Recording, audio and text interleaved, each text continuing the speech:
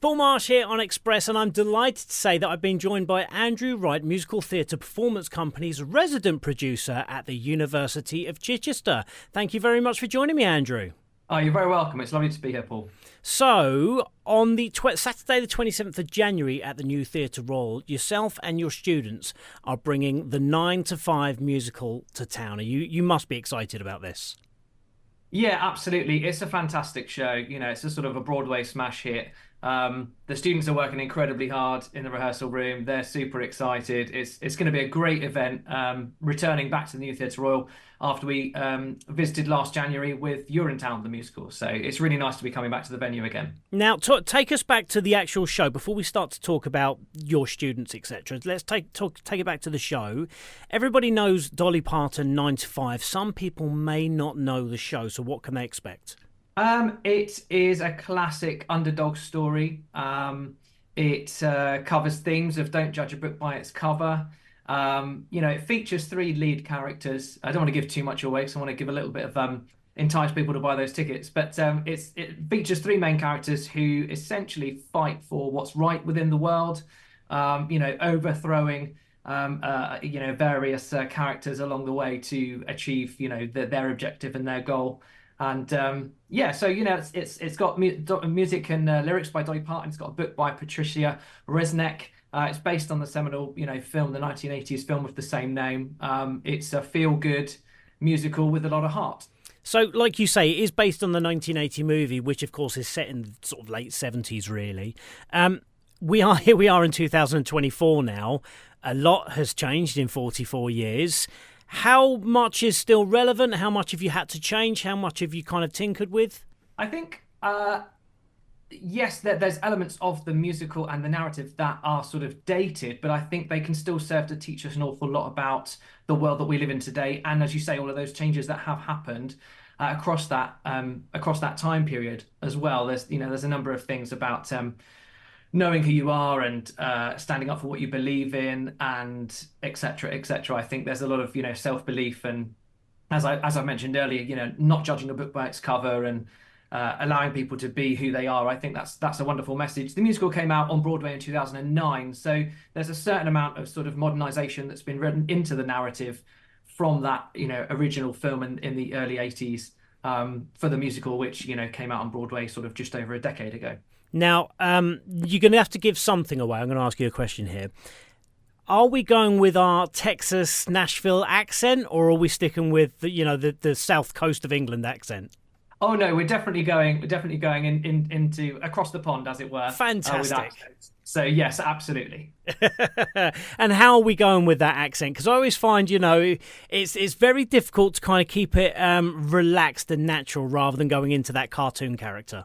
Yeah, absolutely. One of my third year students, Annabelle, is playing the lead role of Doralee, and she's working really hard. It's great. We've got a fantastic creative team made up of professionals, who come in from outside the university, come and work with the students so that they get a real life experience of what it would be like to work in a professional environment. So our director, Emma, our choreographer Jess, and our MD Jordan are all working professionals from within the industry, and they're coming in to work with the students on this particular project. So it's really rewarding. How difficult is it because I would imagine, I don't know, I mean, I had a very, very brief dalliance with acting when I was young, but I would imagine that everybody wants to play that main role. So how difficult is it to kind of cast those three main roles and then kind of falter down as we go with, okay, well, you didn't get this, but I think this part would be great for you? Yeah, I think casting is such an important part of what we have to prepare the students for, because the industry is going to be full of that. That's what they'll be doing on a daily, weekly basis. Yeah. And actually, I was chatting to some applicants just this weekend. I was running some new intake auditions for entry into the program in September. And I was mentioning to them, one of the things that we actually do within this is we give them real world experiences in terms of casting. And we actually help them and prepare them to cope with rejection and or not perhaps being cast in the role that they were aiming for, but being cast in something else. So it's about developing that sense of resilience, and knowing that actually it's not that you're not good, it's just that perhaps you weren't quite right for that role or that particular show. So, this show was open to all of my second and third years. We've got a cast of 26. Wow. and on stage. And then we've also got a whole host of students working backstage as well, working on the stage management team and with wardrobe and in the sort of assisting the production.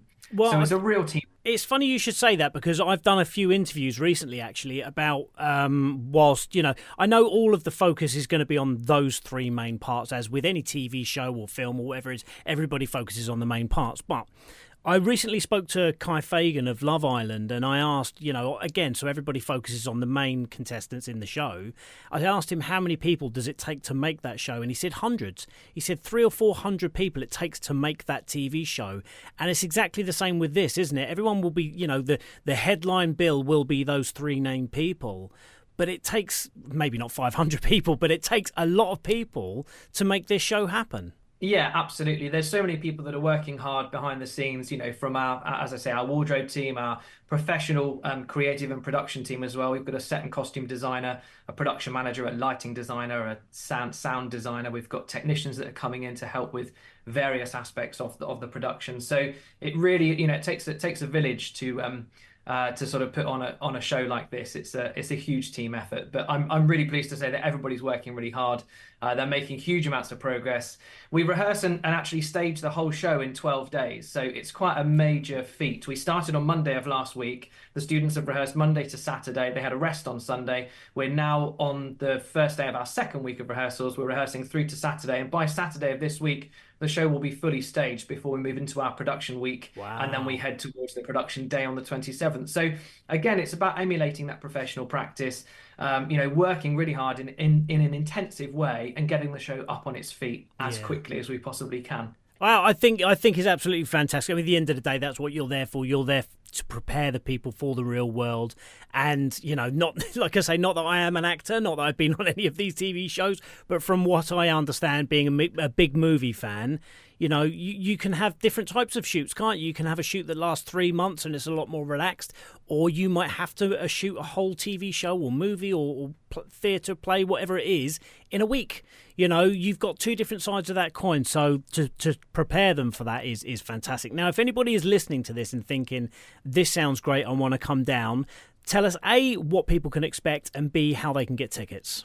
So as I mentioned, it's a feel-good show. You'll be seeing lots of fantastic choreography, some wonderful vocals, some fantastic acting, a great ensemble, and a host of really fantastic leading roles. The set and the costume design are absolutely fantastic. It's a vibrant, exciting show. To get tickets, you can go to the New Theatre Royal website, or you can call their box office. We've got a 2:30 performance and a 7:30 performance on Saturday, the 27th of January. And not content with just one show. You are back for a second show, aren't you? Of a different second show, I should say. Yes, in April, on the 13th of April, we'll be coming back with our annual April musical. This year, we've got Green Day's "American Idiot," which is based on the the incredible album. And we're really excited to offer up a very different style of show when we come to the theatre later on in the year. We do two shows. Well, we do a number of shows. I produce 9 productions a year, but of those 2 big shows a year, the January and the April. And like I said, last year in January, we came to the New Theatre Royal with Urinetown, and then we returned in April of 2023 with The Clockmaker's Daughter, 2 very different shows. And then we're returning again this year to the theatre with 2, as I say, incredibly contrasting shows, 9 to 5 and American Idiot. Are very, very different pieces. I was just about to say that. I'm sure they're both equally great shows, but they couldn't be much more different, could they? No, absolutely. I think it's really important that, again, in terms of with the focus of challenging our students, it's really good for them to be working towards different repertoire, and that runs through every aspect of what they would do. So it's not just about those that will end up being on stage in the production and experiencing that production, but it's about all the students that would be auditioning for it. So it's about selecting the correct style of song, the genre, the type of music, and preparing themselves for that audition, which again is one of those things that we're getting them to think about as they head towards working in the industry professionally. Andrew, thank you so much for talking to me. I really do appreciate it. I wish you and all of the students the best of luck with the show. Thank you, Paul. Take care.